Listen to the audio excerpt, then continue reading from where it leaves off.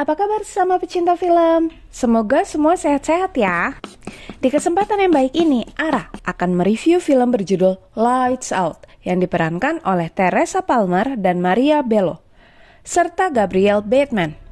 Film dengan genre horor ini dibuka dengan adegan seorang pegawai wanita yang sedang mengecek barang di sebuah pabrik tekstil. Namun ada satu keanehan yang terjadi. Lampu di tempat itu mendadak mati dan ketika diperhatikan, di sudut ruangan nampaklah sosok misterius dan menyeramkan. Sosok yang lenyap begitu saja saat lampu di ruangan itu kembali dinyalakan. Hal itu terjadi berulang kali, namun anehnya sosok tersebut malah makin ngedeket nih. Sontak si pegawai langsung buru-buru pamit ke bosnya yang bernama Paul sambil memberitahu hal yang dialaminya dan mewanti-wanti si bos agar berhati-hati dengan hal tersebut. Selepas kepulangan sang pegawai, Paul yang hendak keluar pulang malahan masuk ke ruangan belakang. Mungkin karena kepo ya. Tuh kan, jadi ketemu cie. Coba absen dulu di kolom komentar buat kalian yang sama nih kayak si Paul alias suka kepo. Paul yang melarikan diri malah terjatuh karena mendapat serangan. Bukannya keluar, Paul malah kembali ke ruangannya yang terang sambil mempersenjatai diri dengan bat. Tiba-tiba lampu di seluruh ruangan itu malah mati. Dan ketika lampu kembali menyala, tampaklah Paul yang sudah tergeletak tak bernyawa dengan posisi yang cukup ganjil. Di tempat lain, nampak interaksi antar sepasang anak muda, yakni Rebecca dan Brad. Di sini dapat kita lihat bahwa Becca memajang foto di mana ia sedang berdua dengan seorang anak. Apa ya kira-kira hubungan antara dua orang yang terpaut jauh usianya ini? Sedangkan Martin, yakni si anak itu sendiri, sedang bersiap-siap untuk tidur. Ia menunggu sang ibu untuk menemaninya sampai tertidur. Namun meski Martin sudah memanggil-manggil, si ibu tak kunjung datang nih. Sampai akhirnya Martin memutuskan keluar kamar dan mencari ibunya. Niatnya mau ngilangin rasa takut. Nggak taunya si ibu malah horor banget dong. Si ibu yang bernama Sophie ini sedang asyik ngobrol entah dengan siapa di depan sebuah ruangan gelap. Ketika menyadari bahwa anaknya datang, dengan santai Sophie bertanya apakah mereka membuat Martin terbangun. Ya makin horor lah ya, orang Martin jelas-jelas cuma ngelihat Sophie di situ. Terornya nggak berhenti sampai di situ nih guys. Martin yang ketakutan buru-buru beranjak dari situ. Namun sebelum masuk kamar, ia kembali menoleh karena Sophie mengucapkan selamat tidur. Disitulah ia melihat bahwa ada sesosok bayangan misterius di dekat Sophie. Tangan siapa tuh? Makin panik, Martin langsung berlari dan mengunci pintu kamarnya. Cahaya dari balik pintu juga mendadak mati. Martin pun semakin ketakutan ketika tiba-tiba ada yang mencoba membuka pintu kamarnya secara paksa. Martin yang malang. Di sekolah, ia selalu tertidur saat kelas tengah berlangsung. Jelas hal itu membuatnya menuai perhatian khusus dari sekolah, terlebih guru BK. Pihak sekolah akhirnya menghubungi Sophie, namun sayang tidak tersambung. Oleh karenanya, mereka meminta nomor lain yang bisa dihubungi ke Martin. Nah, teka-tekinya terjawab nih guys, ketika Becca dan Brad datang ke sekolah. Becca menjelaskan kepada petugas dinas sosial anak yang bertanggung jawab atas Martin setelah kematian Paul, bahwa ia adalah saudara seibu Martin. Ayah Becca sendiri katanya kabur saat Becca berumur 10 tahun, berusaha mencari informasi sebanyak-banyaknya. Emma menanyai Becca perihal kondisi rumah Martin. Di sini Becca juga membeberkan fakta bahwa sang ibu ternyata mengonsumsi obat antidepresan secara rutin untuk mengatasi depresinya. Hal itu jelas menarik perhatian Emma karena langsung saja ia menanyakan kondisi Sophie. Menolak untuk menjawab lebih lanjut, Becca memilih untuk melihat kondisi Martin secara langsung. Ia juga memutuskan untuk mengantarkan Martin kembali ke rumahnya. Sebelum masuk ke dalam rumah, Rebecca menanyakan lingkup pergaulan Martin. Dan dengan jujur, anak itu menjawab bahwa mereka sering kedatangan tamu. Mendengar nama itu, ekspresi Becca langsung berubah. Masih berusaha untuk berpikir logis, Becca meyakinkan Martin bahwa Diana itu tidak nyata. Karena dulu ia pun mengalami hal yang sama dengan Martin selepas kepergian ayahnya. Sekali lagi ia menekankan bahwa Diana tidak lebih dari sekedar bunga tidur.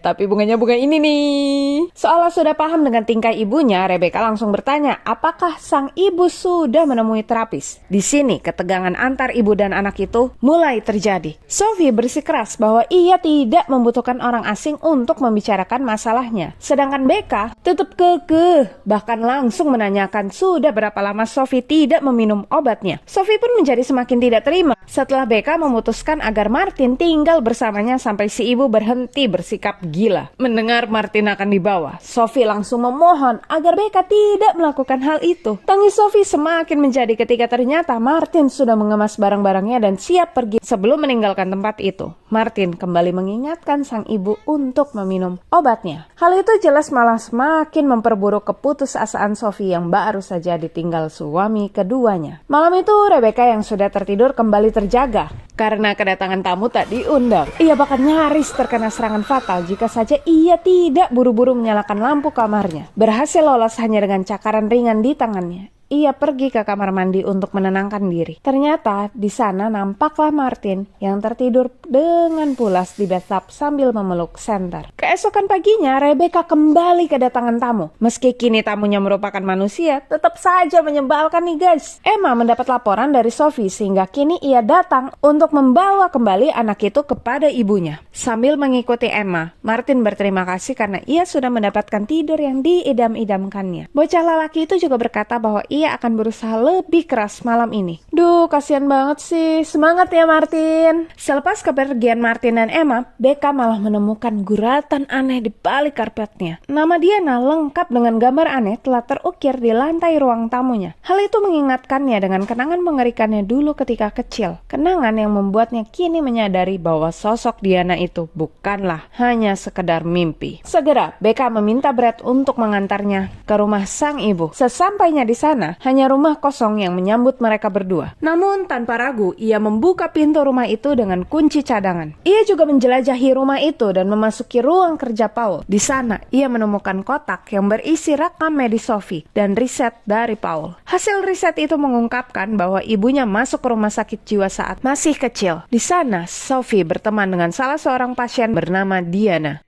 Diana menderita kelainan kulit yang unik yang sangat sensitif terhadap cahaya, menyebabkan dia tidak dapat terkena sinar cahaya matahari langsung. Ada rumor yang menyatakan bahwa Diana jahat dan memiliki kemampuan untuk masuk ke dalam pikiran orang dan mengubah mereka, terlebih setelah ayahnya ditemukan meninggal. Laporan para dokter itu juga mengungkapkan obsesi tidak wajar Diana pada Sophie, dan terjadilah sebuah kecelakaan. Diana tidak sengaja terbunuh oleh para dokter yang mencoba untuk memberikan pengobatan eksperimental kepadanya. Ia meninggal karena terkena cahaya lampu yang terlampau terang di ruang tersebut. Becca kembali menjelajah rumah itu.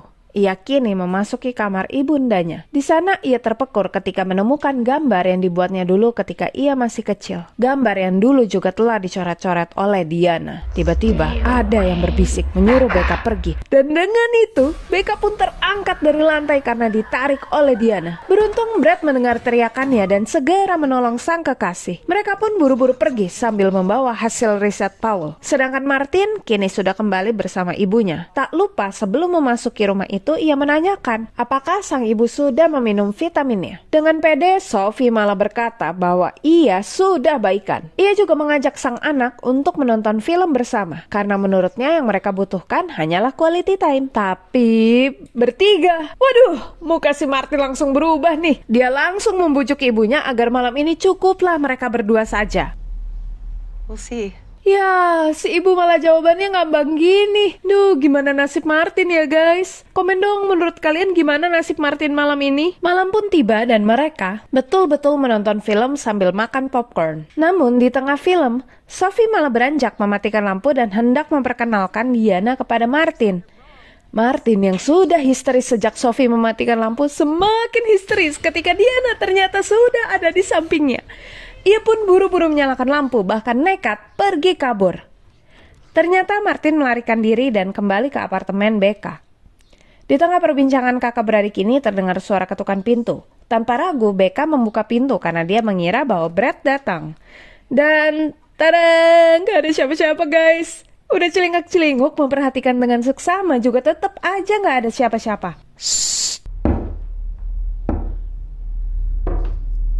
Lah, malah pindah bunyinya. Suara ketukan itu malah berpindah dari dalam lemari di kamar Becca.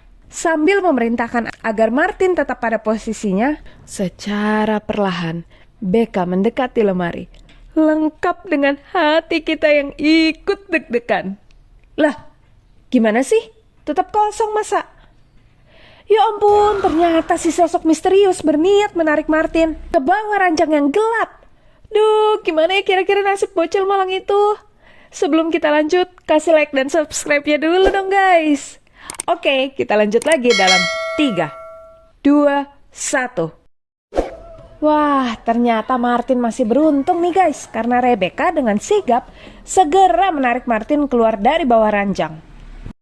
Malam itu juga Rebecca, Brad, dan Martin nekat mendatangi rumah Sophie. Tidak tahan lagi dengan semua kegilaan ini, Becca mempertanyakan kewarasan Sophie yang bisa-bisanya membiarkan Diana yang sudah lama meninggal malah menghantui hidup mereka sehingga kini dipenuhi dengan teror. Luar biasa banget emang Sophie ini ya. Dia bersikeras bahwa berita kematian Diana hanyalah bualan dan bahwa hantu itu tidak ada. Mendengar jawaban tidak masuk akal sang ibu, Becca pun mempertanyakan jika memang hantu tidak ada, maka makhluk apakah Diana itu? Haduh, Sophie ternyata menggunakan super powernya guys. The power of emak-emak. Tuh kan, apalagi ini nih, bukan yang ngejawab, malah kabur gitu aja. Tahu bahwa ibunya tidak bisa diajak bicara, Becca memutuskan untuk mengajak Martin kembali ke rumahnya dengan alasan tempat itu terlalu berbahaya. Namun kali ini Martin menolak karena menurutnya dimanapun juga sama berbahayanya. Mengingat ia juga tadi mendapat serangan ketika berada di rumah Becca. Ia juga meyakinkan Becca bahwa bagaimanapun juga Sophie tetaplah ibu mereka dan sangat membutuhkan anak-anaknya saat ini. Mereka pun memutuskan untuk bermalam di rumah itu. Dan sebagai persiapan, mereka menyalakan banyak lilin dan semua lampu tanpa terkecuali. Martin juga menyimpan senter di sebuah kotak. Setelah meninggalkan Brad di ruang tamu, Rebecca mengetok kamar ibunya untuk mengabarkan bahwa mereka akan menginap malam itu. Tepat setelah Becca mengatakan hal itu, Sophie membukakan pintu.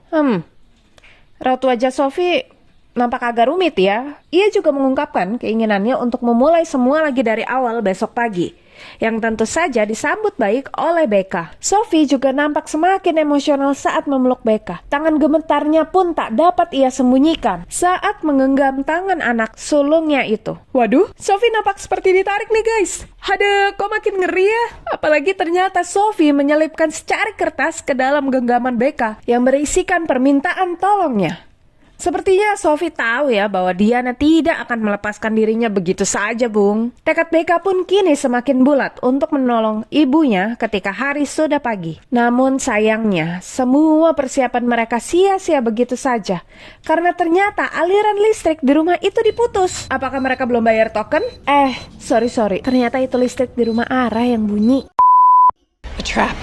Diana sengaja menjebak Martin dan Rebecca di basement dan mencoba untuk membunuh Brad. Meski sudah terluka, Brad berhasil melarikan diri dengan menyalakan lampu depan mobilnya dan dengan segera mengemudikan mobil menjauh dari rumah itu. Sophie yang ternyata dikunci di kamarnya panik saat menyadari bahwa kini anaknya berada dalam bahaya. Namun di saat hendak meminum obatnya, Sophie malah terpental dan akhirnya pingsan. Di basement, Martin dan Rebecca menemukan lampu sinar UV. Rebecca pun menggunakan lampu itu dan akhirnya dapat melihat Diana dengan jelas. Ia pun menyadari bahwa lampu itu tidak cukup terang untuk melukai Diana. Salut untuk Brad yang tetap kembali bersama dengan 2 orang petugas polisi. Saat petugas polisi berhasil mengeluarkan Martin dan Rebecca dari ruang basement, tanpa sengaja mereka melihat sosok Diana yang mengerikan dan berusaha untuk melumpuhkannya. Namun, Diana malah berhasil membunuh kedua polisi itu karena tembakan tidak mempan terhadapnya. Rebecca pun segera membawa Martin keluar dari situ. Namun Martin bersikeras untuk membawa serta ibu mereka agar dapat selamat bersama-sama. Akhirnya Brad menjaga Martin dan Becca nekat menghampiri kamar ibunya seorang diri. Saat menaiki tangga untuk menuju kamar ibunya, terdengar suara yang menyatakan bahwa ayahnya ternyata telah dibunuh bertahun-tahun yang lalu. Dan Becca pun dilempar ke lantai 1. Ouch! Duh, gak patah tulang apa tuh? Saat Diana sudah berhasil menyudutkan Rebecca dan nyaris membunuhnya, datanglah Sophie membawa senjata dari salah satu petugas polisi yang telah Diana bunuh dan kembali memperingatkan Diana untuk tidak menyakiti anak-anaknya. Sophie menyadari sepenuhnya bahwa Diana masih ada di dunia nyata sampai dengan saat ini karena dirinya. Dan Diana akhirnya lenyap untuk selama-lamanya. Setelah malam yang begitu panjang, film pun ditutup dengan Brad, Becca, dan Martin yang saling menguatkan di mobil ambulans di depan rumah itu. Demikianlah review film Lights Out. Ada satu pesan penting yang dapat kita ambil dari film horor ini, yaitu berdoalah sebelum kita tidur. Jangan lupa cuci kaki tanganmu. Jangan lupa doakan mama papa kita. Oke, diingat-ingat ya semua. Berdoalah sebelum kita tidur. Jangan lupa cuci kaki tangan dan juga jangan lupa doakan mama papa kita. Seperti halnya Martin yang tetap menyayangi dan menginginkan keselamatan ibunya terlepas dari apa yang telah ia alami. So, gimana pendapat kalian mengenai film ini? Jangan ragu untuk meninggalkan jejak kalian dengan menuliskan komentar ya. Jangan lupa juga untuk like, share, dan subscribe agar kalian tidak ketinggalan berita terbaru dari Arah. Terima kasih para pecinta film yang sudah menonton sampai habis. Terakhir, salam pecinta film.